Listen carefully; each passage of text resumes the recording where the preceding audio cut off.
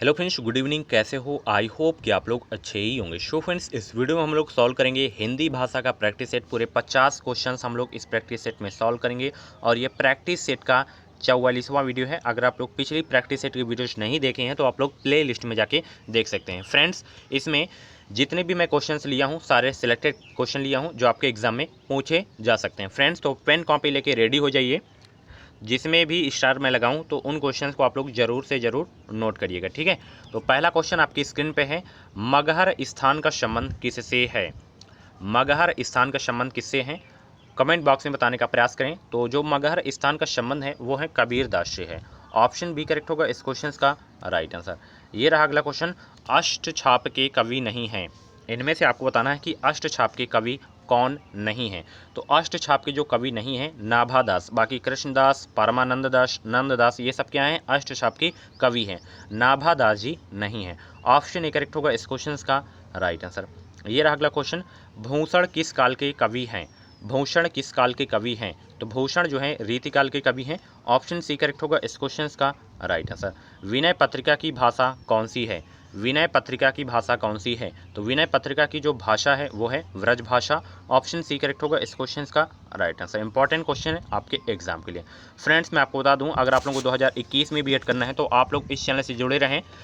इस चैनल के माध्यम से आपको निश्चित ही मदद मिलेगी। अगर आप लोग चैनल को सब्सक्राइब नहीं किए तो प्लीज़ चैनल को सब्सक्राइब करके बेल आइकन को ऑन पे रखें ताकि हर एक वीडियो को नोटिफिकेशन आपको समय समय से मिलता रहे, ठीक है। अगला क्वेश्चन, किस शब्द में ऋषि स्वर नहीं है? यहाँ पे जो है ऋषि है, तो ये किस में स्वर नहीं है? ऋषि, रिवाज, रिवाज में जो है ऋषि स्वर नहीं है। ऑप्शन डी करेक्ट होगा इस क्वेश्चन का राइट आंसर। ये रहा अगला क्वेश्चन, किन ध्वनियों को अनुस्वार कहा जाता है? फटाफट आप लोग बताने का प्रयास करें, किस ध्वनियों को अनुस्वार कहा जाता है? स्वर के बाद में आने वाली नासिक ध्वनियों को ही अनुस्वार कहा जाता है। ऑप्शन ए करेक्ट होगा इस क्वेश्चन का राइट आंसर। ये रहा अगला क्वेश्चन, वर्ण शब्द का अर्थ नहीं होता है। वर्ण शब्द का अर्थ नहीं होता है। तो वर्ण शब्द का जो अर्थ नहीं होता है वो है आकाश। ऑप्शन बी करेक्ट होगा इस क्वेश्चन का राइट आंसर। भाववाचक संज्ञा के अंतर्गत आते हैं। भाववाचक संज्ञा के अंतर्गत आते हैं। तो भाववाचक संज्ञा के जो अंतर्गत आते हैं वो आते हैं गुण और दोष आदि, ठीक है। ऑप्शन बी करेक्ट होगा इस क्वेश्चन का राइट आंसर। ये रहा अगला क्वेश्चन, मदन कांडी पतलून पहनकर खेलने आया मैं विशेषण है। इसमें विशेषण कौन है? में ये आपको बताना है। विशेषण कौन सा है ये आपको बताना है। मदन काली पतलून पहन कर खेलने आया में विशेषण है। इसमें विशेषण कौन सा है? तो इसमें जो विशेषण है वो है काली। ऑप्शन ए करेक्ट होगा इस क्वेश्चन का राइट आंसर। ये अगला क्वेश्चन, कौन सा वर्ण ओष्ठ नहीं है?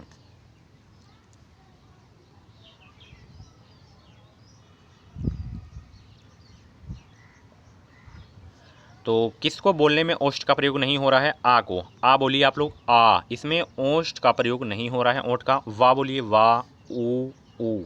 इसमें क्या है? ओष्ठ का प्रयोग हो रहा है। तो आ जो है बड़ा आ इसमें है, ओष्ठ नहीं है। ये रहा, अन्वय का संधिविच्छेद है। अन्वय का संधिविच्छेद कौन सा है? तो अन्वय का संधिविच्छेद होगा अनुधन अय। ऑप्शन बी करेक्ट होगा इस क्वेश्चन का राइट आंसर। अन्वेषण का संधिविच्छेद क्या होगा? अन्वेषण का, तो अन्वेषण का जो संधिविच्छेद होगा अनुधन ऐषण। ऑप्शन बी करेक्ट होगा इस क्वेश्चन का राइट आंसर। ये रहा अगला क्वेश्चन, किसी बड़े अंश का संक्षिप्त रूप दर्शाने के लिए किस चिन्ह का प्रयोग किया जाता है? फटाफट आप लोग बताएं, किसी बड़े अंश का संक्षिप्त रूप दर्शाने के लिए किस चिन्ह का प्रयोग किया जाता है? तो ये प्रयोग किया जाता है लाघव चिन्ह या संक्षेप सूचक चिन्ह का। ऑप्शन ए करेक्ट होगा इस क्वेश्चन का राइट आंसर, ठीक है। ये रहा अगला क्वेश्चन, उद्देश्य और विधेय किसके अंग हैं? उद्देश्य और विधेय किसके अंग हैं? फटाफट आप लोग बताएं कमेंट बॉक्स में। तो उद्देश्य और विधेय जो हैं वाक्य के अंग हैं। ऑप्शन ए करेक्ट होगा इस क्वेश्चन का राइट आंसर। अगला क्वेश्चन, परमेश्वर में कौन सा समास है? फटाफट बताइए, परमेश्वर में कौन सा समास है? तो परमेश्वर में जो है कर्मधारय समास है, ठीक है। ऑप्शन सी करेक्ट होगा इस क्वेश्चन का राइट आंसर।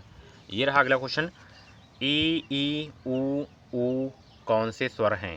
यहाँ पे छोटी ई और बड़ी ई, छोटा ऊ बड़ा ऊ है, तो इनमें कौन से स्वर हैं ये आपको बताना है। आज की आंसर की भी आपको इसमें मिल जाएगी, ठीक है, टेलीग्राम पे। इसके साथ ही मैंने ऐड कर दिया है, अभी मैं आपको दिखाऊंगा कैसे ऐड किया हूँ।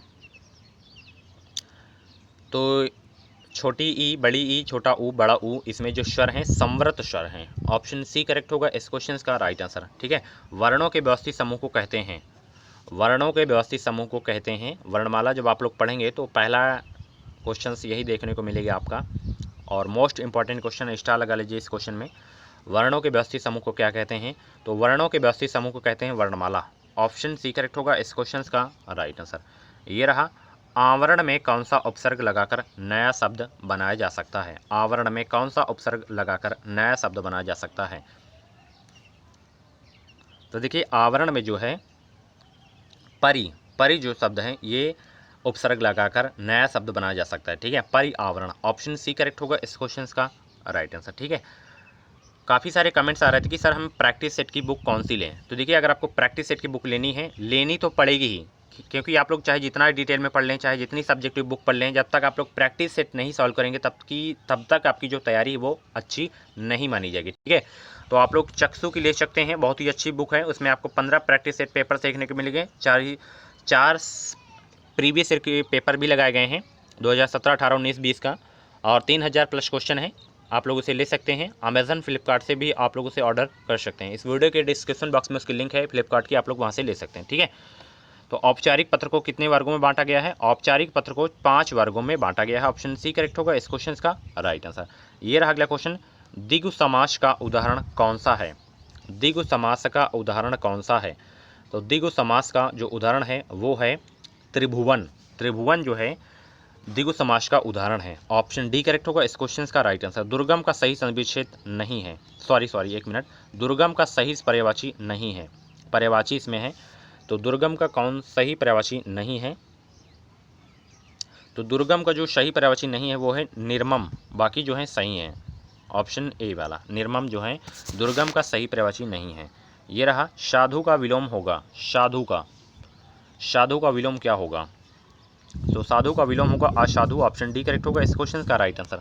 ये रहा अगला क्वेश्चन, अनुज के लिए सही वाक्यांश है। अनुज के लिए सही वाक्यांश क्या है? तो अनुज के लिए सही वाक्यांश है जिसका जन्म पीछे हुआ हो। ऑप्शन डी करेक्ट होगा इस क्वेश्चन का राइट आंसर। ये रहा अगला क्वेश्चन है, कर्म का तद्भव रूप है। कर्म का तद्भव रूप क्या है?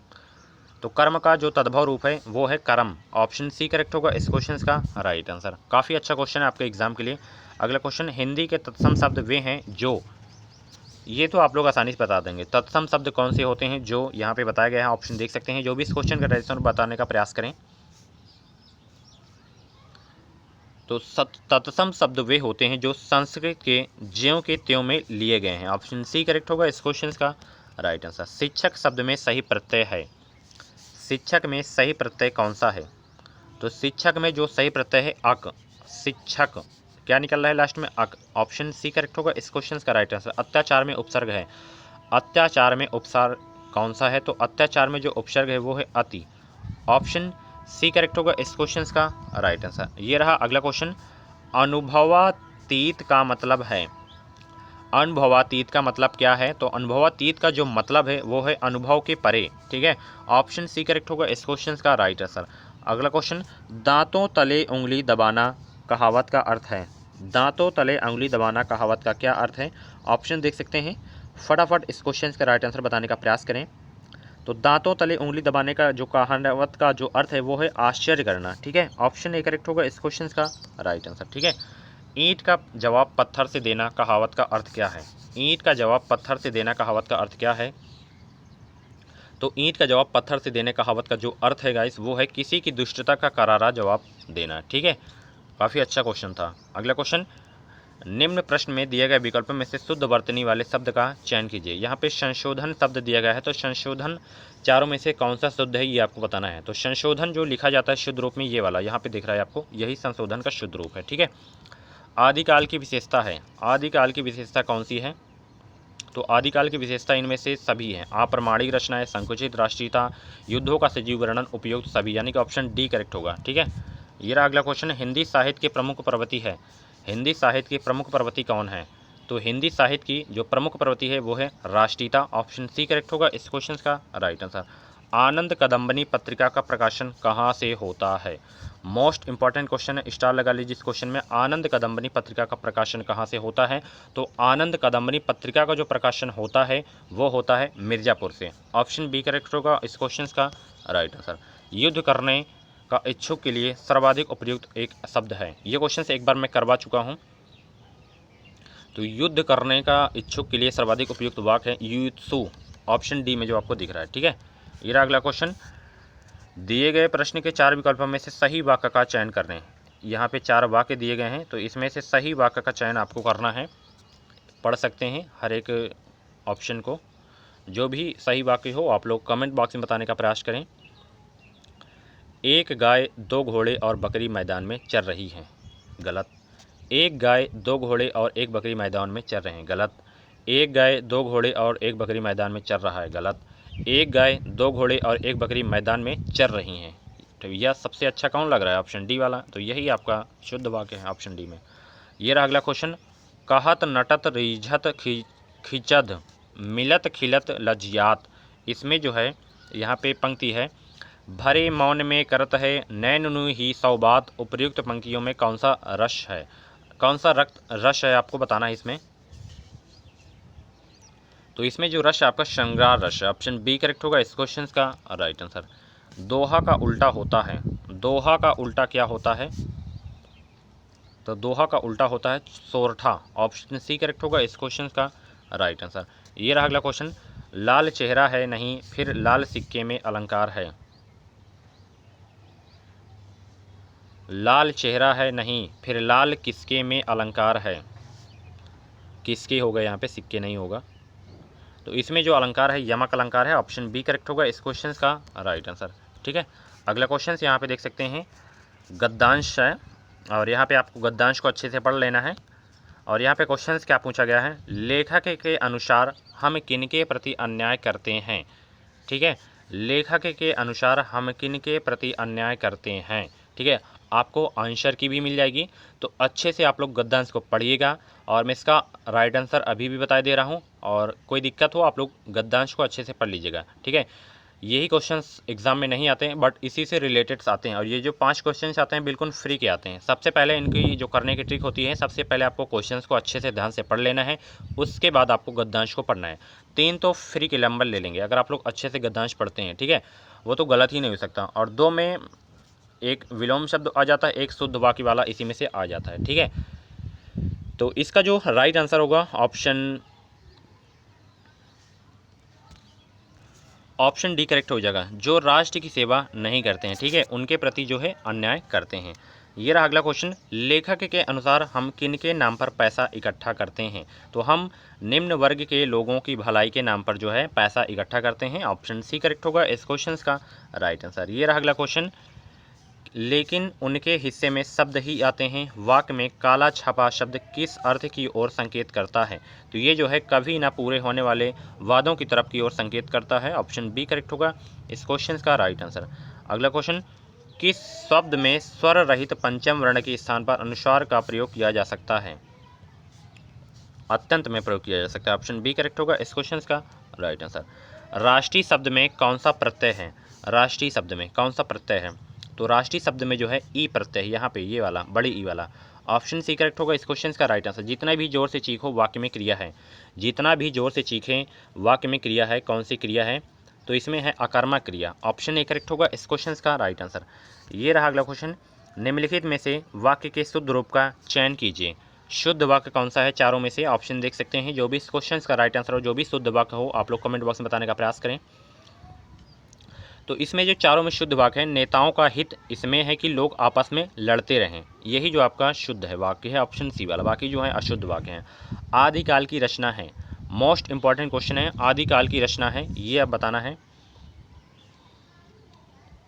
तो आदिकाल की जो रचना है वो है दीपशिखा, ऑप्शन सी करेक्ट होगा इस क्वेश्चन का राइट आंसर। ये रहा अगला क्वेश्चन। आचार्य रामचंद्र शुक्ल का निबंध संग्रह है, आचार्य रामचंद्र शुक्ल का निबंध संग्रह कौन सा है?